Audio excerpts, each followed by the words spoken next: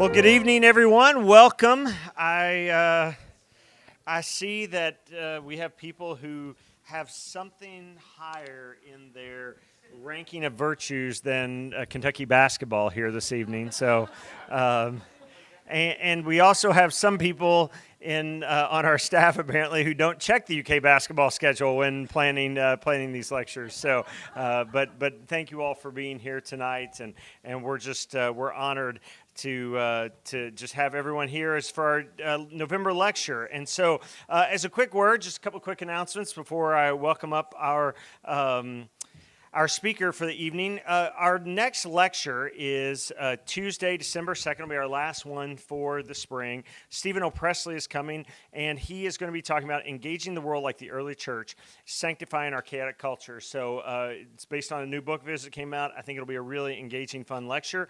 I will say, if you got one of these, hopefully you did, we have a list of our spring semester schedule in there as well. You may want to check out. Christine Nimba is going to be here talking about sex. Malcolm Guite's going to be doing something on poetry and the imagination. How many of you all are familiar with the work of Malcolm Guite? I'm just curious.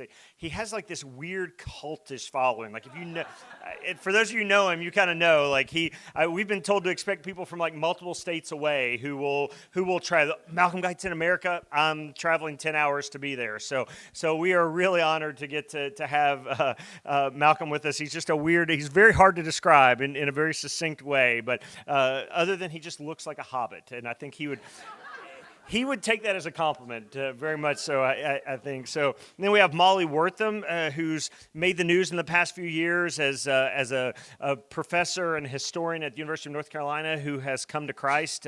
And she's going to be kind of telling her intellectual journey as a professor and historian of how she came to be a Christian in her adult life. And then our most suspicious of the lecture series, I'll be here giving our April lecture. So my daughter has asked for, she's like, Dad, just warn me about what you're going to say beforehand, because I'm actually going to be attempting a talk on developing a theology of modesty. So we'll talk about that there, and you can love it or hate it. Then I fear the latter, but we'll see. If you're a student here, I just want to remind you our spring classes.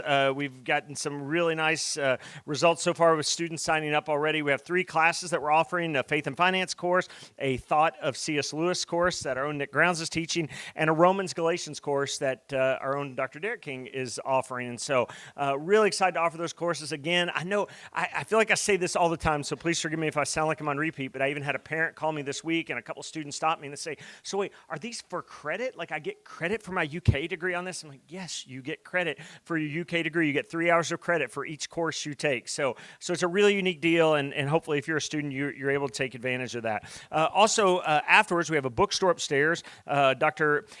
Beitler or Beitler? I never know. Beitler. Beitler. See, we've debated this back and forth, and I was like, I never settled it with Jim before. So yeah, Dr. Beitler. We do have some of Dr. Beitler's works upstairs as well as a C.S. Lewis book as well, if you want to pick that up at your bookstore. A reminder that we have our Lewis House podcast and YouTube channel if you miss a lecture, or our podcast typically will be like tonight, sitting down with whoever our lecturer is and just having more of a conversational back and forth with them on the topic of the evening. So if you look at Lewis House Lex, you can typically find us on social media offerings. So the last thing I'll say before introducing Dr. Beitler is we have in your cards, you may have seen here, a little card that says Lewis House Patron in your programs. And we just put that in there as an encouragement, especially here at the end of the year, to just, if you are so inclined, you enjoy the work we do, appreciate the work we do here with students and obviously here with the community.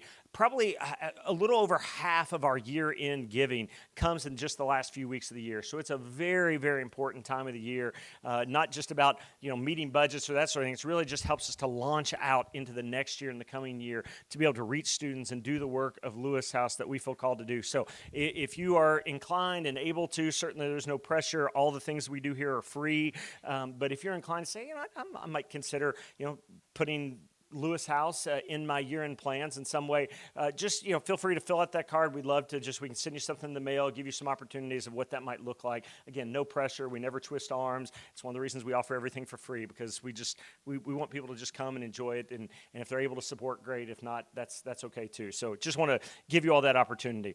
Okay, well, by way of introduction, so that you all came here not to listen to me, you're missing on the UK U of L game for much more important reasons. So let me introduce our speaker for this evening.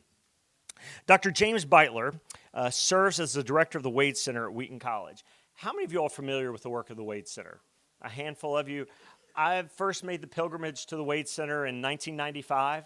It did feel like a pilgrimage because I'm like, they have the wardrobe. You see C.S. Lewis, the wardrobe of Lewis's home that many think inspired, kind of the Lion, the Witch, and the Wardrobe is right there. Lewis's personal library, 2,500 copies of Lewis's personal library that you can flip through his books and read his markings and things that he was thinking as he's reading his books. And they have Chesterton and lots of other authors and housed there. It's almost a museum of sorts there on the Wheaton College campus. Such a unique place. But he serves as director of the Wade Center at Wheaton College. It's a resource that promotes cultural engagement and spiritual formation with a unique collection of works by, as I mentioned, Lewis, Tolkien, Chesterton, and others.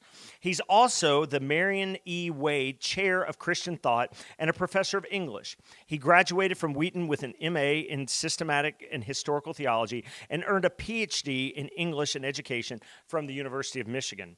Dr. Beitler's scholarship focuses on the spiritual activities of Christian witness and writing, looking for examples of faithful practice in great communicators such as Lewis, Dorothy Sayers, Desmond Tutu, and others. He's got many published works, including 3 books, the most recent of which is Charitable Writing, Cultivating Virtue Through Our Words, released in 2020. As we were considering tonight, we just thought, given so much of what we see go on in our culture around us, of the bitter arguments that go back and forth, and in some ways they're not even arguments, it's just bitter words that go back and forth at people. We just thought this was such an important topic for us to cover as Christians, and certainly as Lewis House, as you think about someone like Lewis, who was a public witness for the Christian faith and in public debate, in his writings, so many other ways. And again, we never want to hold Lewis up as doing it perfectly, but we do think he holds an interesting model that could be helpful in a number of ways. And so we just wanted, in this culture where there's just so much heat, but oftentimes so little light, we just thought Dr. Beitler was an ideal person to come and just maybe give us some thoughts on how to engage in good public discourse. And so would you put your hands together and welcome Dr. Beitler to the stage.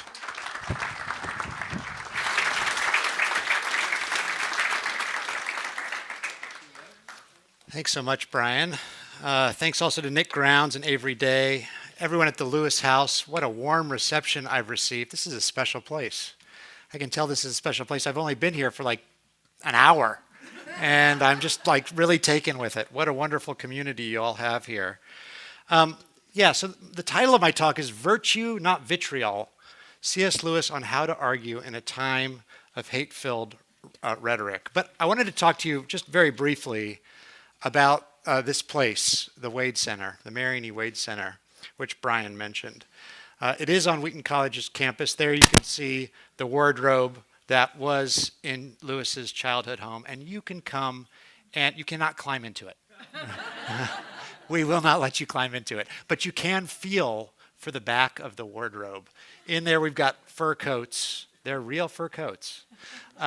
There's actually also, we've got Warren Lewis's military jacket is hanging in the wardrobe, along with one of Owen Barfield's coats, which is kind of special because Owen Barfield was a friend of Lewis, member of the Inklings, and he had a daughter named Lucy. And that was the Lucy that the story was dedicated to. So Lucy's dad's coat is in the wardrobe, which is kind of cool. We have the desk on which J.R.R. Tolkien wrote the entirety of The Hobbit.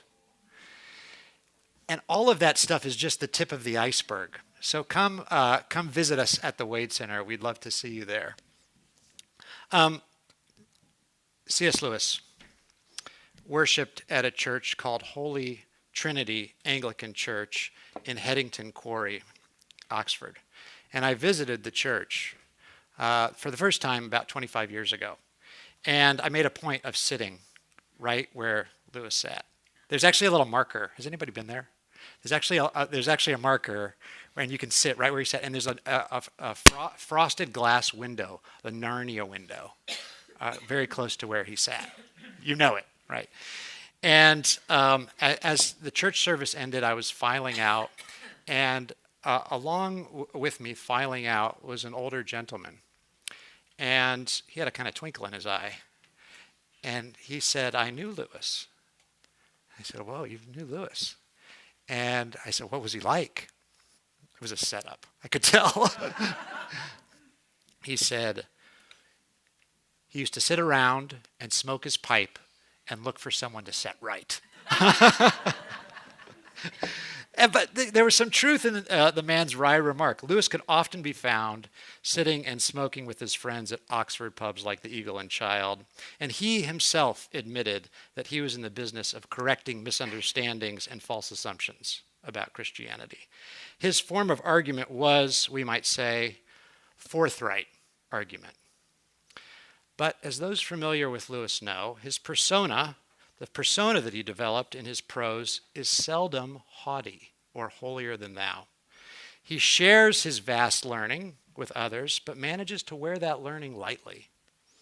And he calls people to righteousness, but somehow he often sidesteps self-righteousness. Lewis has much to teach us, in short, about how to argue in a time of hate-fueled rhetoric, which I'm very sorry to say is very much the time that we find ourselves in right now.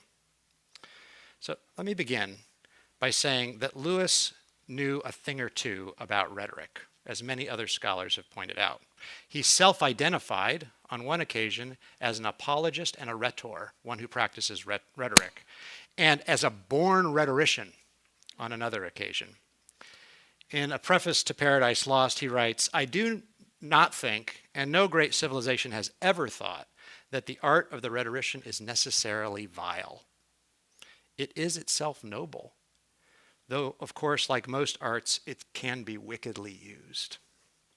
Rhetoric has been dismissed repeatedly by writers throughout the subject's history, so much so that the term is almost always used pejoratively outside academic context. Think about it. We talk about empty rhetoric, for example. Even the title of this talk, hate-fueled rhetoric, right? There's a negative connotation with the word rhetoric. But as this passage indicates, Lewis knew better, probably as a result of his vast knowledge of the medieval period, the Renaissance, the trivium, part of the classical education in the liberal arts, grammar, dialectic, rhetoric. Rhetoric is itself noble, and we ought to learn how to use it well. Lewis's guidance on how to argue in a time of hate-fueled rhetoric goes beyond forthrightness, of course. And tonight I want to suggest that Lewis's comments and practices invite us to consider the forums in which we argue, the forms our arguments take, and who our arguments are for. When arguing in a time like ours, we need to consider the forums, the forms, and who our arguments are for. Now, I don't know if this structure is particularly innovative. I tried to find some person who had used this structure before, and the best I could do was that article down there on phronesis, forms, and forums in norms of rhetorical culture. So if you find one with all three, please let me know. I want to know. I want to start, though, with forums. We need to consider the forum if we're going to argue well. Lewis knew that one's forum matters. The Inklings, of course, are the most well-known example of a forum in which Lewis engaged in argumentation with others. But it's the forums outside of that circle that are probably the most useful to us in our time, since so many of us have trouble having meaningful dialogue, not with our friends, but with those we disagree with. Might be family members, Thanksgiving's coming up. Might be our enemies, those whom our Lord Jesus told us to love. But we have trouble. arguing with those we disagree with. For many years, Lewis served as the president of the Oxford Socratic Club, a group of Christians and atheists who came together regularly to debate matters of belief and unbelief. It was a community in which participants attempted to value the arguments of the other side. Each side, Lewis noted when writing about the club, hoped to hear the best of what the other side had to offer and to present the most compelling cases for their own positions. It reminds me of an approach to argumentation that a psychologist named Carl Rogers talked about. And actually, Carl Rogers is often taught in writing classes now, or rhetoric classes, something called Rogerian argumentation. Rogerian argumentation goes like this. If you and I are in an argument, before I can give my position, I have to give your position back to you to your satisfaction. And only then can I state my piece. I was talking with some of the Lewis House scholars before this, and somebody mentioned steelman arguments. It was you. Yes. A really valuable way of thinking about argumentation. That's Rogerian in nature, and that's what the Socratic Club wanted to practice. Lewis's willingness to dialogue openly with non-Christians about matters of faith seems to have made some Christians uneasy. To those Christians who viewed the Oxford Socratic Club's proceedings as irreverent, Lewis offered the following defense. Christianity is not merely what a man does in his solitude. It's not even what God does in his solitude.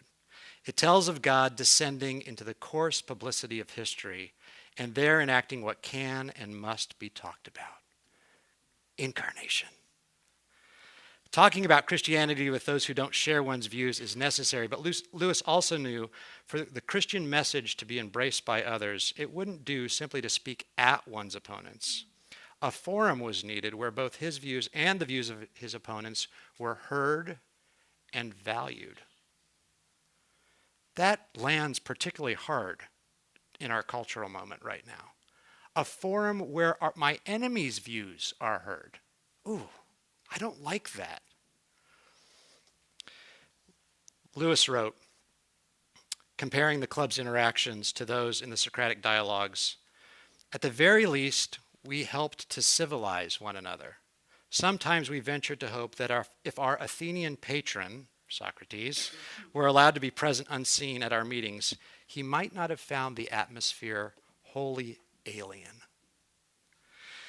It's this sort of atmosphere, to borrow a line from Christopher Mitchell, who was a predecessor of mine at the Wade Center,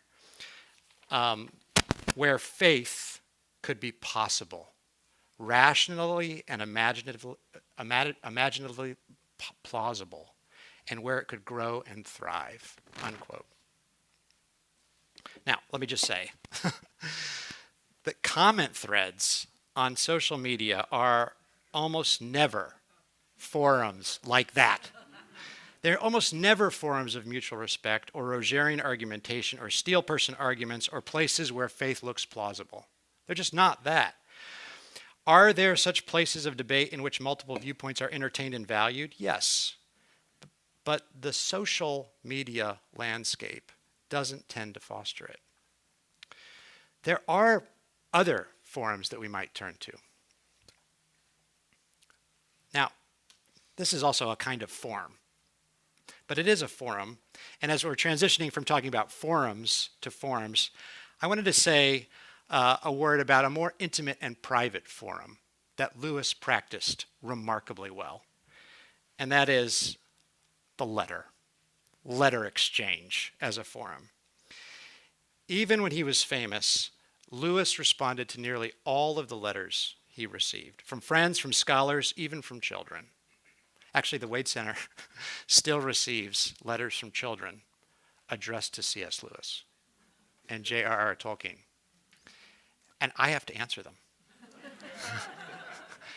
And I don't answer them as C.S. Lewis. That would be dishonest.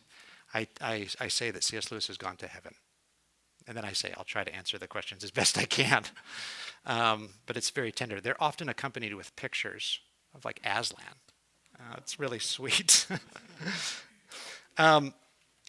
This is a letter that Clyde Kilby received from C.S. Lewis. Clyde Kilby was the Wade Center's founder. That's how the Wade Center started.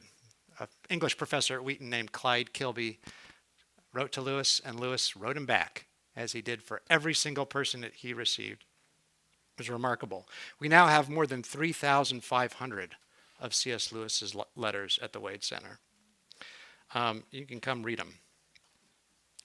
Many of them are also published in a 3-volume set, which is absolutely wonderful, which you should check out. We just got 2 new letter donations last month. A woman came to the Wade and said, I think she was about 7 or 8 years old, and I wrote to C.S. Lewis, and he wrote me back. So cool.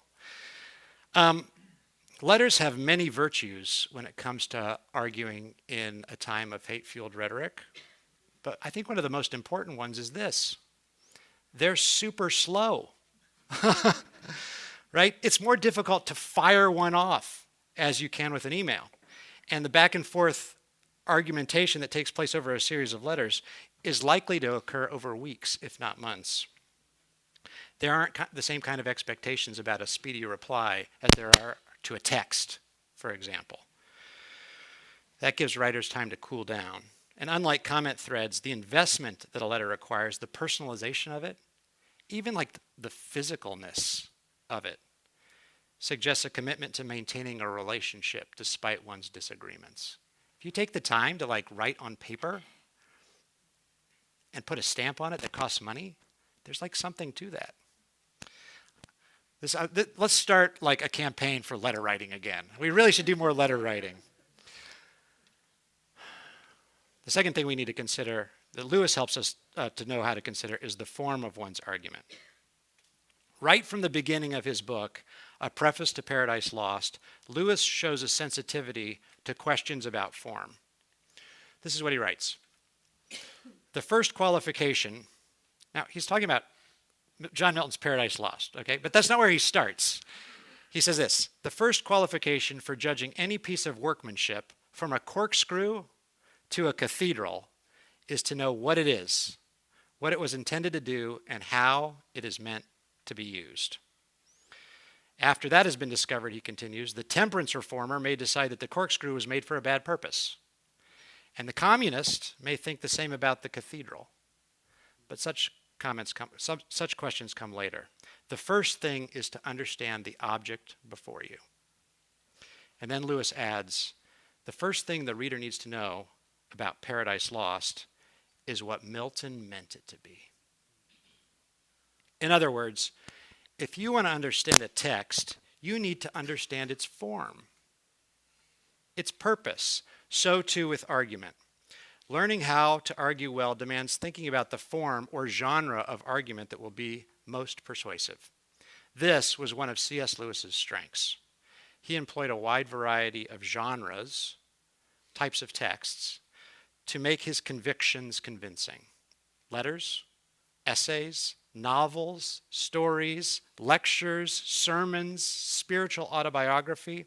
Many other scholars have highlighted Lewis's versatility as a writer.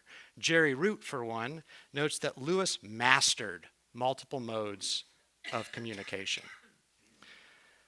And Lyle Dorset, another former director of the Wade Center, writes that Lewis, quote, served up age-old themes in formats suitable for everyone. Sometimes Lewis shows us that logical argumentation may be what's called for, but other times it can be more effective to pen a letter, to write a poem, to tell a story, even a story about a journey to another world. And here's a related point about form. The metaphors that we use matter. Lewis was a master of metaphor. Even the opening pages of A Preface to Paradise Lost show that. Shortly after Lewis is talking about corkscrews and cathedrals, he supplies not one, but 4 metaphors in rapid succession. He compares the writer's choice about which form to use to, quote, a gardener asking whether he will make a rockery or a tennis court. A rockery is a rock garden. To an architect asking whether he's going to make a church or a house. A boy debating whether to play hockey or football. Or a man hesitating between marriage and celibacy. 4 metaphors. He was a master of metaphor. For Lewis, metaphor was a potent means of relating to his readers. But the metaphors we use, and this is a really important point, and it's not a new point, the metaphors we use actually structure, they shape how we think and how we act. This was a point that the writers George Lakoff and Mark Johnson argued in their book, Metaphors We Live By. They note that oftentimes we use war metaphors when referring to argument. Think about that for a minute. This is what they write. Though there is no physical battle, there's a verbal battle. And the structure of an argument, attack, defense, counterattack, reflects this. It is in this sense that the argument of war metaphor, they continue, is one that we live by in this culture. It structures the actions we perform in arguing. This book originally came out in 1980. 45 years ago. And I think it's fair to say that our verbal warfare has only escalated. But there are other metaphorical possibilities for thinking about argumentation. When you start to think of an argument not as war, for example, but as a dance, as Lakoff and Johnson proposed that we do, it changes how you relate to your opponent or your dance partner, right? Now, if you want to know more about this, Richard Hughes Gibson and I discuss these matters in more detail in our book, Charitable Writing. And we come up with other metaphorical possibilities, including argument as feast. That's for another time. But let me give you an example that illustrates Lakoff and Johnson's points about metaphor. In the final year of Lewis's life, the Reverend Edward T. Dell wrote to Lewis asking if he would review a book by Bishop John A.T. Robinson. That book was called Honest to God. Now, Lewis had already written a fairly charitable response to an article-length summary of Robinson's book, which had appeared in The Observer, and he had downplayed the theological differences between the two men. But the book went further. The book went too far. Robinson claimed that the Bible's truth is mythological in nature, and he maintained that Christians should abandon the, quote, unashamedly supranaturalistic position of Scripture and reconceptualize God as the ground of our being. Robinson's argument called into question several tenets of Orthodox Christianity, including the idea of the incarnation. However, while Lewis would have had much to criticize about Honest to God, he declined Dell's offer to review the book. In his response to Dell's inquiry, he wrote this: I'd rather keep off Bishop Robinson's book. I should find it hard to write of such a man with charity, nor do I want to increase his publicity. Dell persisted, trying to entice Lewis by noting that he would receive monetary compensation for the review. Lewis replied, I'm afraid I must stick to my position. Even if I wanted to abandon it, and I don't, I could hardly do so now that you've mentioned the fee. What would you yourself think of me if I did? And then he says this: there will be implicit answers to some of Robinson's nonsense in part of a book on prayer, which I've just finished. The form matters. He's going to answer it, but he's going to answer it in a totally different way. Not a review. He's writing a book on prayer. He says, I can do my bit much better that way. And then he says this, and here's the metaphor that he rejects. A great deal of my utility has depended on my having kept out of all dogfights between professing schools of Christian thought. I'd sooner preserve that abstinence to the end. I would like to oblige you personally if I could, but I don't feel this is a way in which I can. Forgive me. I'm going to come back to that note of forgiveness in a minute. Walter Hooper has talked about that episode. As he's noted, Lewis's correspondence with Reverend Dell illustrates an important view held by Lewis about the ways Christians behave toward one another. Lewis was particularly adamant that members of Christian communities demonstrate charity toward one another. Only in such an environment would non-Christians find the church attractive and a hospitable place to reside. For that reason, in his writings with non-Christians, Lewis almost always chose to focus his energies on highlighting shared beliefs among all Christians as opposed to points of disagreement. The discussion of disputed points, he writes at the beginning of Mere Christianity, has no tendency at all to bring an outsider into the Christian fold. So long as this is still Lewis, so long as we write and talk about them, we are much more likely to deter him from entering any Christian communion than to draw him into our own. There is a metaphor there. It's the sheepfold. The sheepfold, and you'll recall Jesus says, I'm the door, right? The sheepfold with Jesus as door is a very different metaphor, isn't it? How can Christians bring people into the way of the crucified Messiah, the one who does not take up arms, but stretches out his arms on the hard wood of the cross, that all might come within the love of his saving embrace? That's a paraphrase from the Book of Common Prayer. How can Christians bring people into the fold if they are at war with one another? Yes, Lewis was theologically justified and would have probably been able to take Robinson down in a critical review.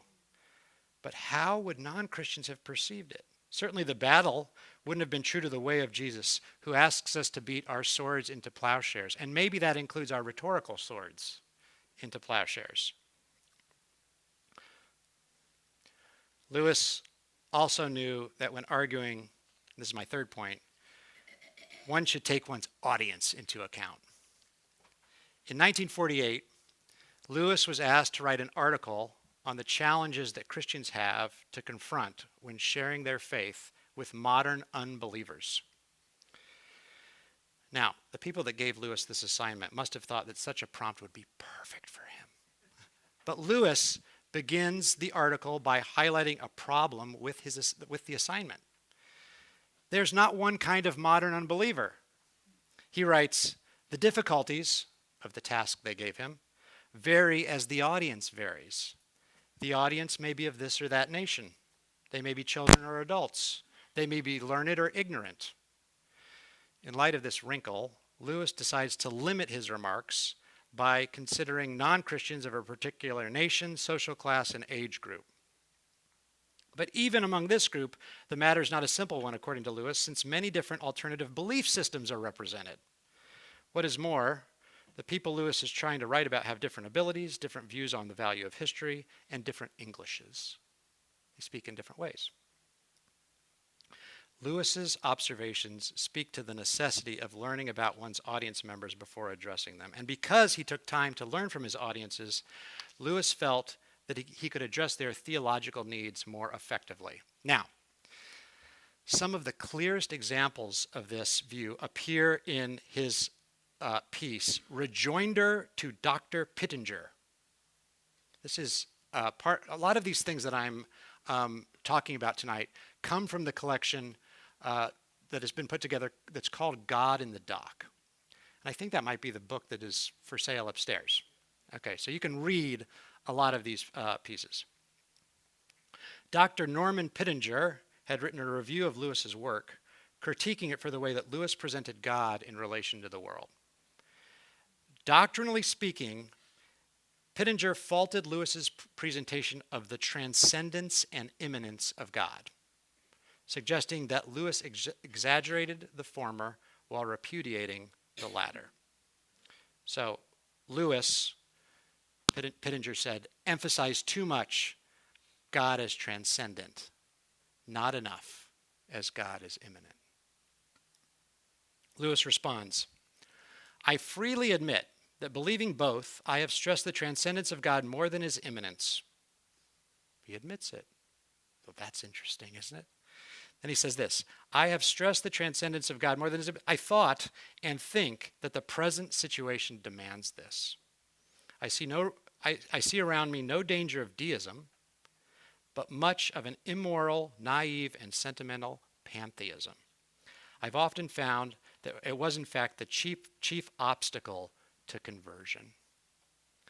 Now, Lewis is, just be very clear, Lewis is not abandoning the orthodox position that God is both wholly other than his creation and intimately involved in it. Lewis chooses to give more emphasis to one of these realities based on what? The needs of his audience. He tries to demonstrate a care for his audience that is both theologically and rhetorically sound.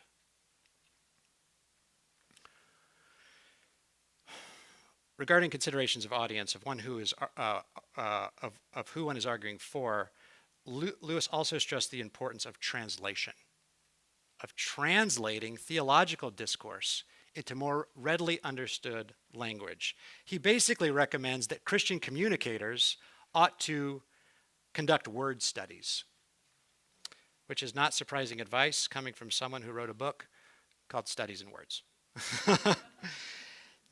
Lewis strongly believed that these acts of translation were the responsibility of all Christians and that translation was an especially important practice for future members of the clergy to learn. If you are planning to go to seminary at some point, Lewis wants to have words with you. He wants to tell you that one of your jobs, one of your tasks should be to translate some doctrine into the vernacular. He says, every examination for ordinands ought to include a passage from some standard theological work for translation into the vernacular. Now, he was particularly good at it. And he quickly developed a reputation for it. When his picture appeared on the cover of Time magazine in 1947, the write-up on him compared his eloquence and wit to G.K. Chesterton and described his, quote, special gift for dramatizing Christian dogma, which involved putting, quote, old-fashioned truths into a modern idiom. Time magazine praised Lewis for his translation efforts, putting it into a modern idiom. This is what, by the way, I think Lewis agreed that he was a good translator. And he discussed his own translation efforts in a way that suggests that he saw it as part of his vocation, his calling. Having watched the theological jargon of churchmen and the passionate appeals of evangelists fail to persuade people of the truth of the gospel, he had recognized the part that he could play. His role was, he wrote, quote, simply that of a translator, one turning Christian doctrine, or what he believed to be such, into the vernacular, into language that unscholarly people would attend to and could understand. Now again, the metaphors that C.S. Lewis uses are instructive. Lewis claims that using sophisticated language would have been ineffective because it was giving his audience the impression that he was, quote, facing both ways and sitting on the fence. Those are his metaphors. When writers do not use a language that's familiar to their audiences, they often come across as two-faced, indecisive. Conversely, Lewis says, when they engage in acts of translation, they're often able to build bridges to their audiences and come alongside them. Now, in my book, Seasoned Speech, I argue that one of Lewis's strengths as a communicator was that he practiced goodwill towards his audience. What is goodwill? Goodwill is a kind of communicative kind-heartedness to others, a willingness when arguing to consider others' needs and meet them on their terms. And as Lewis himself hints at in a piece called The Language of Religion, this is his line, a certain readiness to find meaning. A certain readiness to find meaning. And I would extend that, a certain readiness to find meaning outside of oneself. That's goodwill. I'm showing goodwill towards you when I do that. Now, showing goodwill through the practices that I've been describing tonight in terms of form, and who the argument is for, is a concrete way of loving those one disagrees with. This is love. I've been talking about love this whole time. In his piece, Answers to Questions on Christianity, Lewis explains that loving another involves, quote, a steady wish for the loved person's ultimate good as far as it can be obtained. The phrase ultimate good raises the stakes. Lewis is not only interested in the current well-being of his audiences, but in their ultimate well-being, which for Lewis is resurrection life with God. Consequently, Lewis's argument does not involve compromising his core convictions or downplaying the seriousness of the situation to save face. Rather, it involves honesty and, when necessary, a willingness to challenge his audiences forthrightly. But by considering the forum, the form, and who his argument is for, Lewis is able to argue in ways that exemplify Christian charity, that is, love for others. Now, if you and I want to learn how to argue well in a time of hate-fueled rhetoric, we ourselves must first find ways to stop hating others. It doesn't do any good to point out our opponent's hatred. We must deal with ourselves. What I'm suggesting tonight, and this is actually one of the core messages of this book, Charitable Writing, is that paying attention to form, and who our arguments are for can be profoundly entwined with our own formation. Putting Lewis's guidance into practice doesn't just work argumentatively, it works on us. In other words, there are two final considerations that we must attend to during this season of argumentative turmoil in our country. Our own formation in the Christian virtues, and related to that, the necessity of forgiveness. C.S. Lewis is of help to us here as well. As Richard Gibson and I quote in Charitable Writing, the philosopher James K.A. Smith defines virtues as good moral habits. Good moral habits. They are, he continues, character traits that become woven into who you are so that you are the kind of person who is inclined to be compassionate, forgiving, and so forth. Good moral habits. These are traits that we can, we should, we must work towards. And they're things that Lewis helps us in. Some of his wisest reflections on virtue and virtue formation come in the section of Mere Christianity. And he's actually talking about the virtue of chastity. But it applies to all the virtues. When we practice virtue, any virtue, Lewis says we develop self-knowledge. He writes, those who are seriously attempting chastity are more conscious and soon know a great deal more about their own sexuality than anyone else. You hear that? The person who's practicing chastity knows more. You can apply that to any virtue.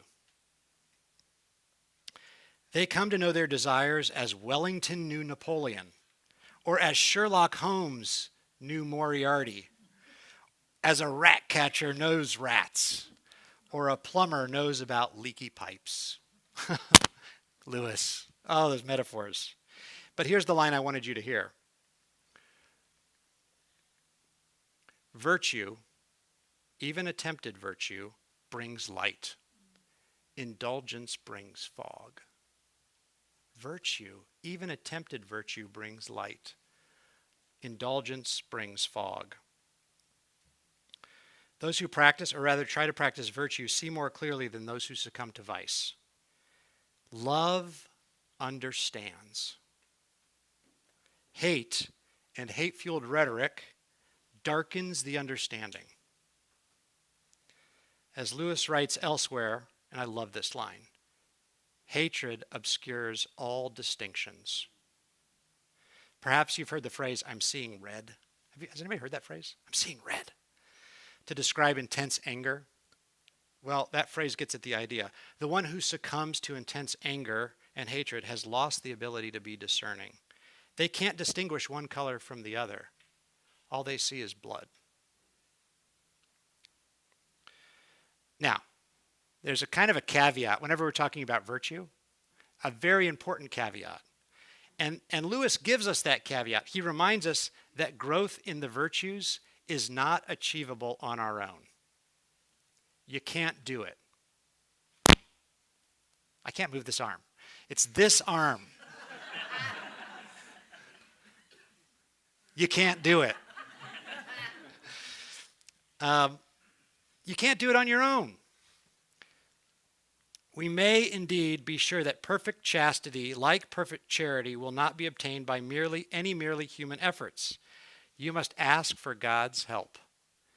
You will not be, I'm sorry, I skipped some. Oh, I didn't. You must ask for God's help. Even when you have done so, it may seem to you for a long time that no help or less help than you need is being given. Never mind. After each failure, ask forgiveness. Pick yourself up and try again. I think there's a song like that. Isn't there? Pick yourself up, dust yourself off, and start all over again. I think there is. After each failure, ask forgiveness, pick yourself up, and try again. Such failure, Lewis goes on to say, quote, cures our illusions about ourselves and teaches us to depend on God. Anyone who practices argumentation during this divisive age is going to fail regularly. I'm going to fail. You're going to fail. We're all going to fail at this. It's really difficult right now. It's difficult out there to argue well. And we're going to need to be willing to admit when we fail, repent, and ask for forgiveness from God and from those with whom we disagree. This too is about our formation. As Lewis teaches, part of our formation in the Christian virtues, and this might be the most important part, is to develop the habit not only of virtue, but the habit of dependence on God. It's right there, the habit of dependence on God. And of course, because we've received forgiveness, we too must forgive. This is really hard. We've got to forgive others. Lewis says, everyone says forgiveness is a lovely idea until they have something to forgive. Well, Lewis goes on to say, that's exactly what it means to be Christian. He writes, it is made perfectly clear that if we do not forgive, we shall not be forgiven. There are no two ways about it. That's Scripture.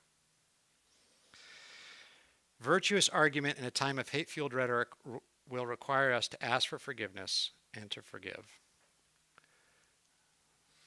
Lewis, he used to sit around, smoke his pipe, look for someone to set right.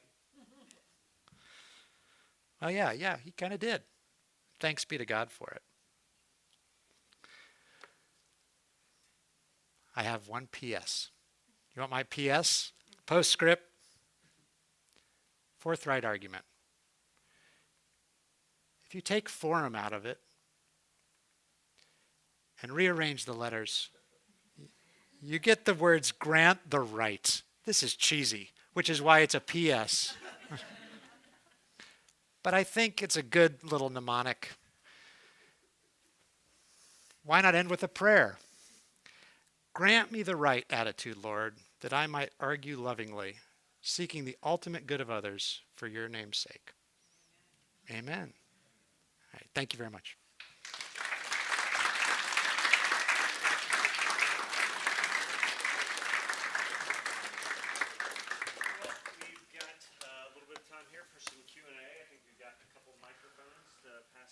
So if you have a question, just stick your hand up, and we'll get one of our we'll get one of our helpers here.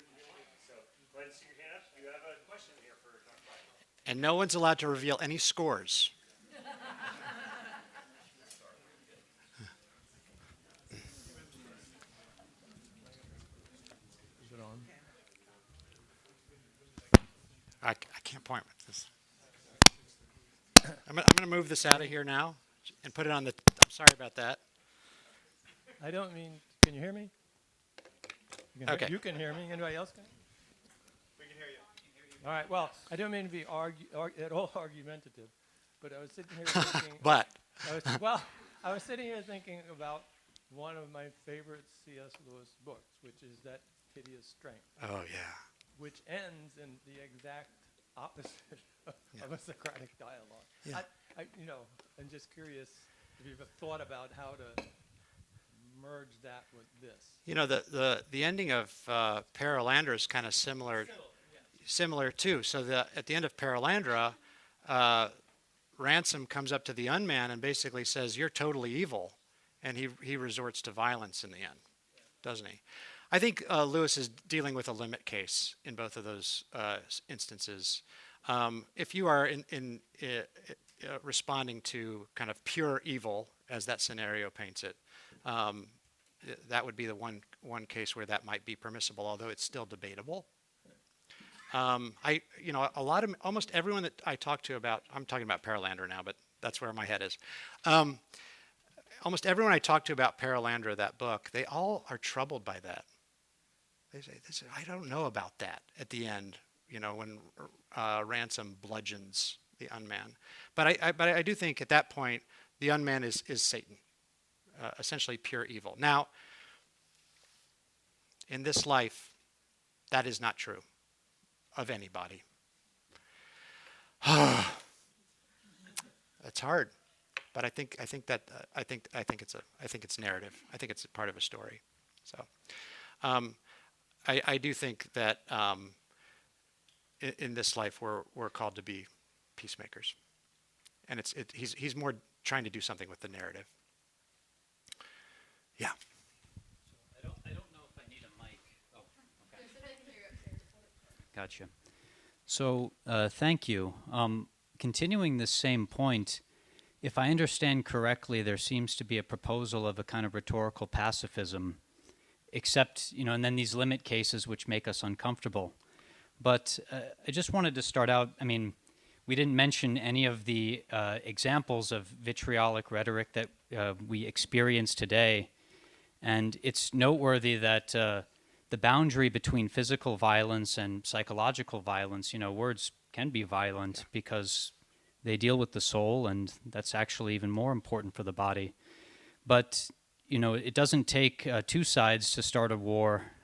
And similarly, I suppose theologically the question would be this, is that Christ's nonviolence is not directed primarily to the enemies, but it's to the Father who decides the hour of the cross.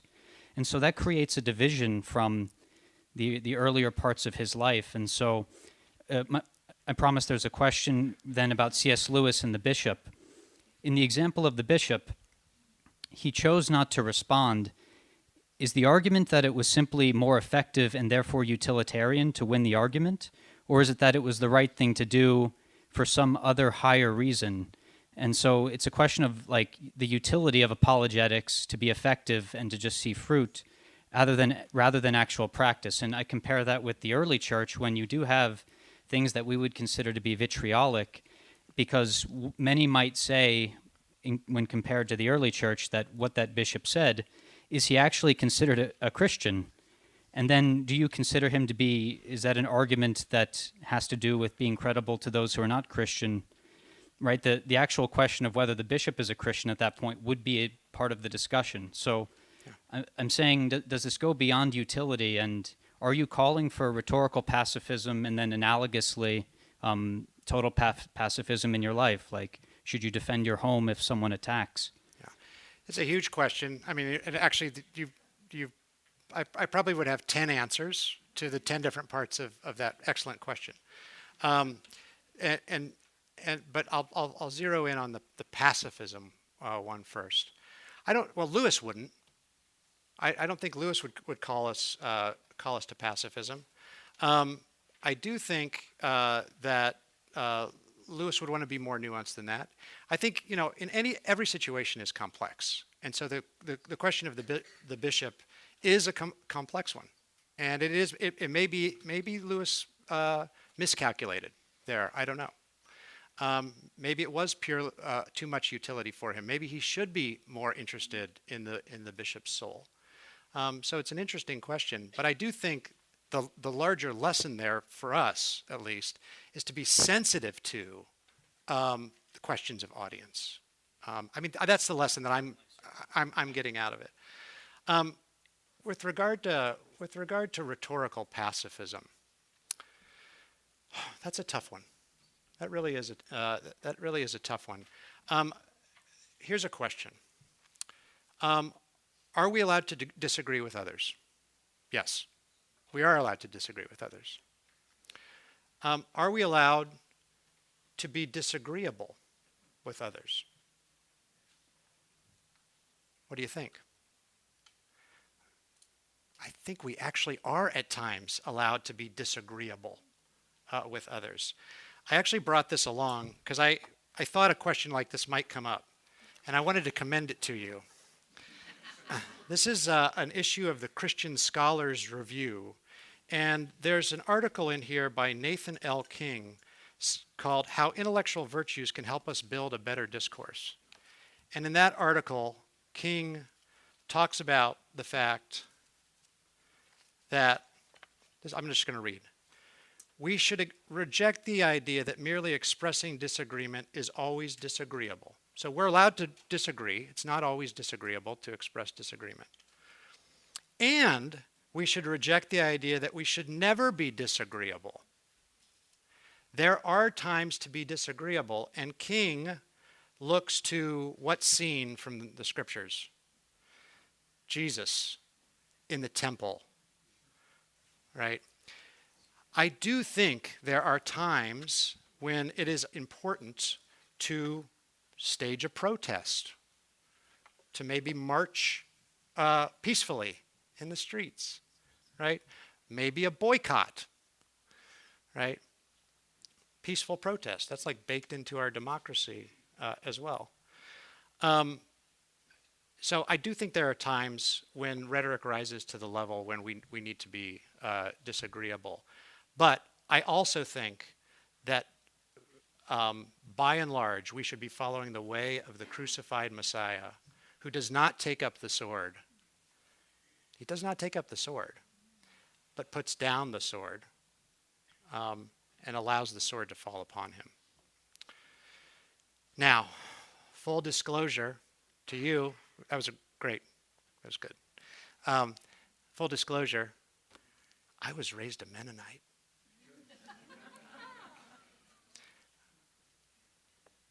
I go to an Anglican church now. But you know what? Some of that pacifism is baked right on into me. And I think there's some good in it. Next question. That's good. Yeah. I didn't get it all. I'm sorry. Yeah, well, no, it was really, really good. Any other questions? You mentioned C.S. Lewis's book on prayer. Which one were you referring to? Letters to Malcolm, I believe. Yeah. Yeah. So I'm not sure which part you were referring to, but I'm pretty sure. Yeah.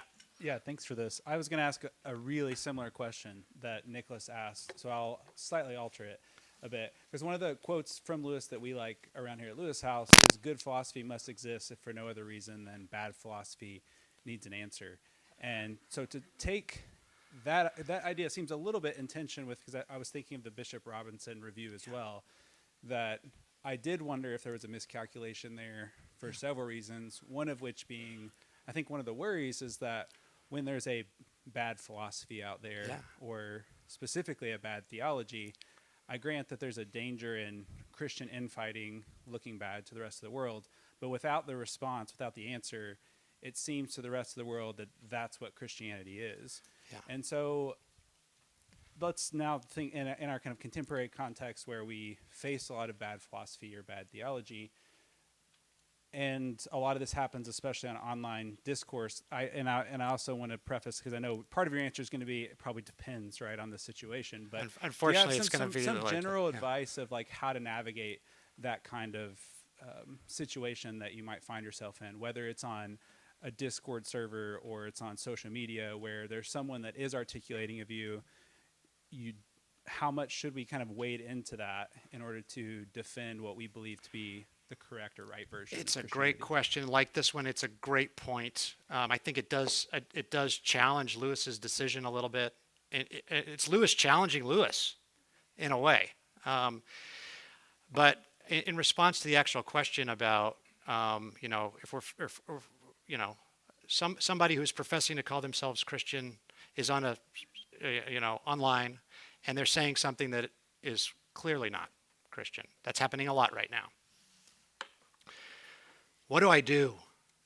And I think very seldomly is the answer to respond online.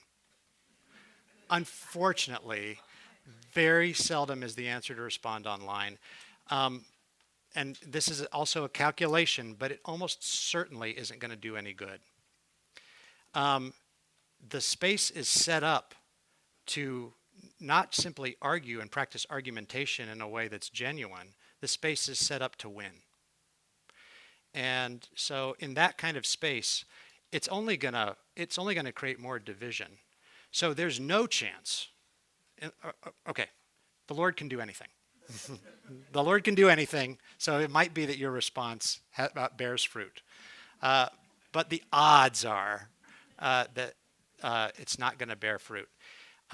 The better thing to do is, if you know that person personally, to have them over for a meal, to invite them to the Lewis house for pasta, or whatever it is, and start to actually develop a relationship with them. And in the context of a relationship, then there can be meaningful dialogue.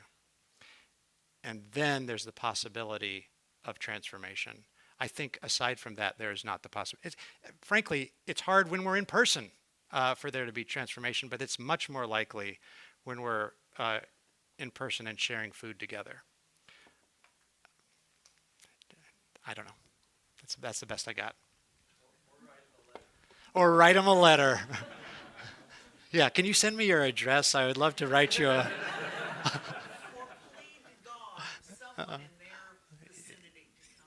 Yeah.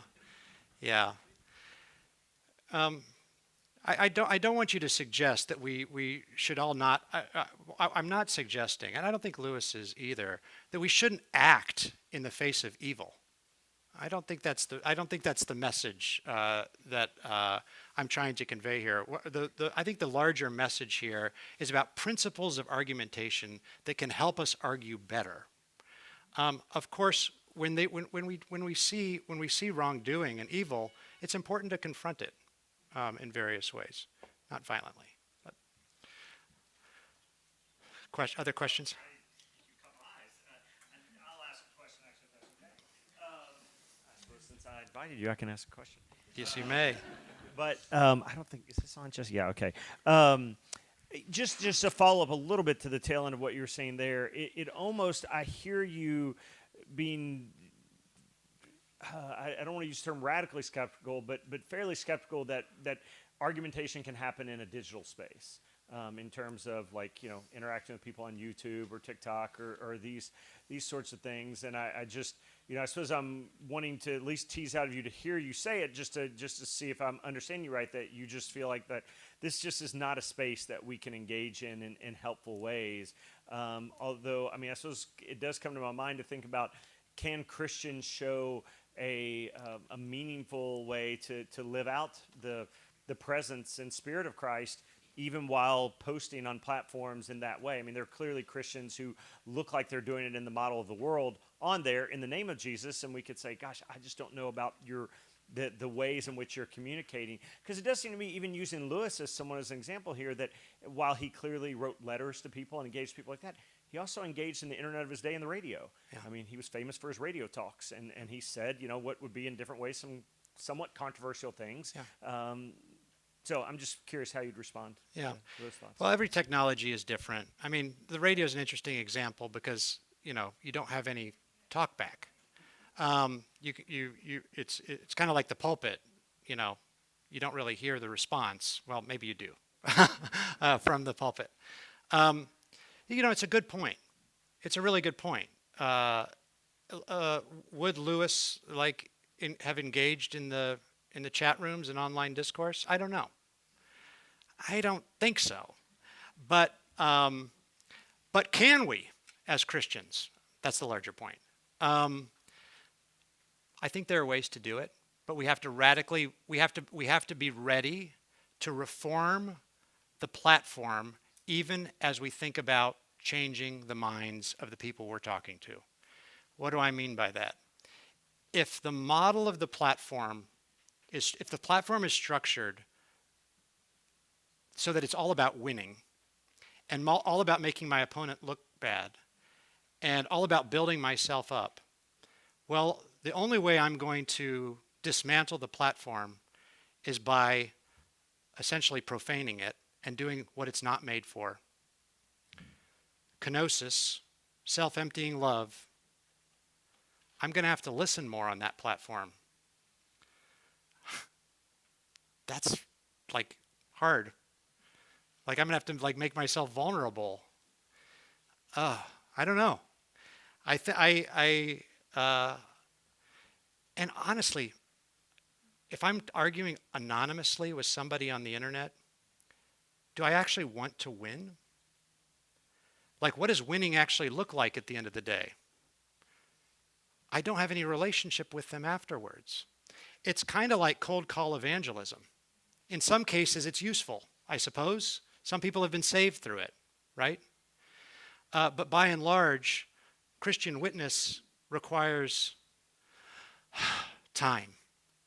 We witness, we walk alongside. People are drawn into the life of the church. They participate in baptism, and then they participate in communion and corporate worship of God. It's like a whole thing. It's a life. It's a whole life we live together, all the way up to death. And so it's a very meager relationship. Can God work through it? Yes. I guess I would say yes. So I think you're right. That there are opportunities to witness online, but I guess in terms of my own calculation, I wonder about the utility of it. I guess I am a skeptic.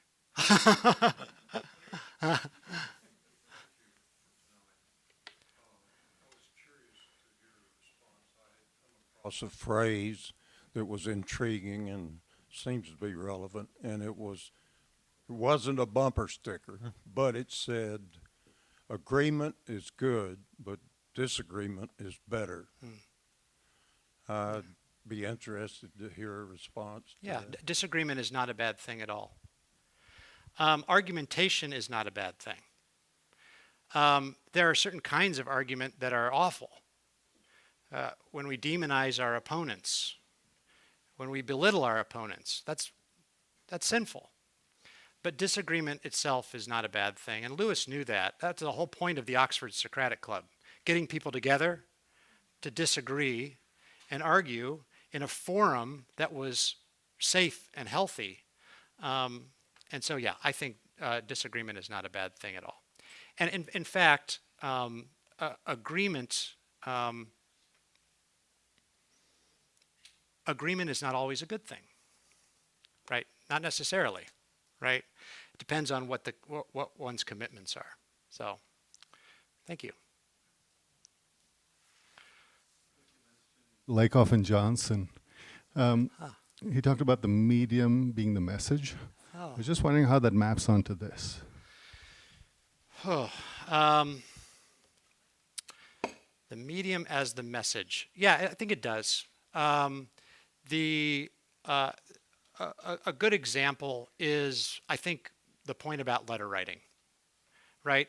A letter conveys something apart from the words on it, right? That's kind of the point of it, right? A letter conveys something about intimacy, bond, a sharing of a physical thing, a willingness to invest not only one's time in writing, but also one's money that one has to spend to do it. And so there is wrapped up in the message all of this relational knowledge that's really valuable. And so the medium of an anonymous chat room sends a very different message. Yeah. Thank you. One more question. I'll give somebody a chance for a final question. Oh boy. Yes, you can. Oh. Okay. Let me be the second. Let me be the last question. Is two more okay, Brian?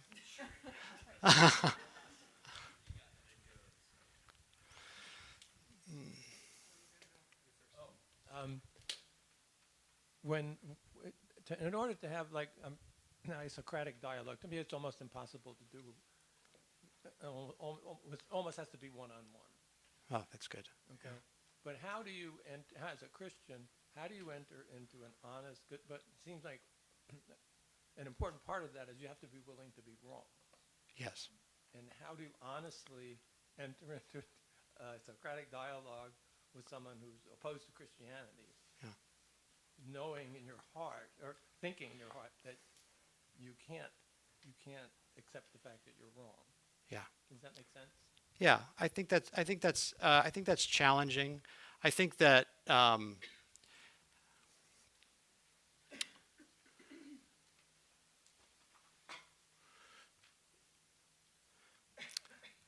our convictions matter. There's no doubt that our convictions matter, and we want to hold on to those convictions. And at the same time that we say that, if we are to practice true hospitality with another person, if we are to reach another person, we have to at least make ourselves willing to listen to the other person. Now, I think it's possible to hold on to one's convictions and entertain other points of view. I don't think that's sinful. I think, and I think it's okay to say, I have my convictions, I believe them. I want to hear the best of what you have. And I think if you say that as part of the Socratic dialogue, you say that up front, and say, I'm not trying to be disingenuous, but I want to hear the best of what you have. And I think I'm going to hold on to my position, but I'm going to actually try to listen as best I can.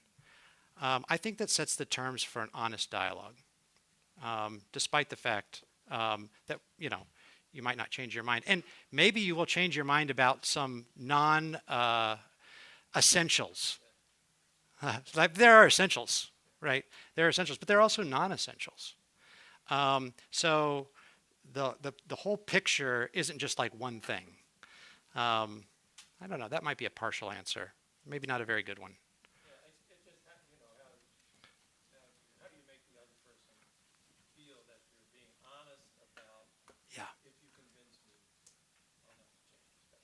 Yeah. I think you can go in and say, it's very unlikely that I'm going to change my mind, but I want to hear you, and I want to actually explore ideas with you. There's an article, and I forget the names of the authors, but it's about barn raising. This is a good Mennonite theme. And basically, these two authors are talking about seminar-style classrooms in the university setting, and they basically saying there are different models for discussion. One is essentially the war of all against all, right? The job is to make me look smart, and if I'm going to look smart, you've got to look dumb. So I'm going to put my idea forward. Another idea is where we each trot out our best ideas, right? And they kind of go past one another. A better model is, they call it the distinguished house tour, where it's like going into these elaborate houses and you check it out and you say, oh, that's got a nice master bedroom. And so you kind of try, as a class, you kind of like try on the ideas. And then you move on to the next house, kind of try on the ideas. But the final model, and the model they recommend, and this is something I talk about with my students, is barn raising.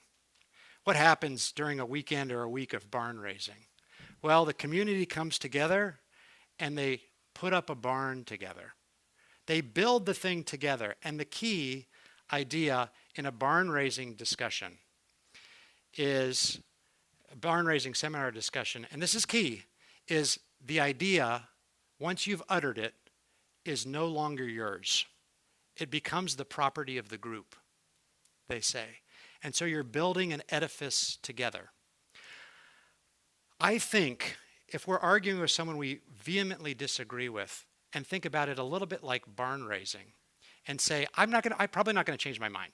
You're probably not going to change your mind. But let's see what we can build together. That might be a good place to start. And it's genuine, it's honest. I'm saying I'm not going to change my mind. I believe that Jesus is Lord. You're not going to convince me otherwise. And they say whatever they say, right? But then you say, but what can we build together? I think that might be a way forward. I wish I remembered the names of the, I think the title is Barn Raising, a Seminar Style Discussion. Anyway, sorry I don't remember the authors. Last question. I was so encouraged by a story you shared last night about how Lewis casts such a long shadow and sort of an intimidating shadow.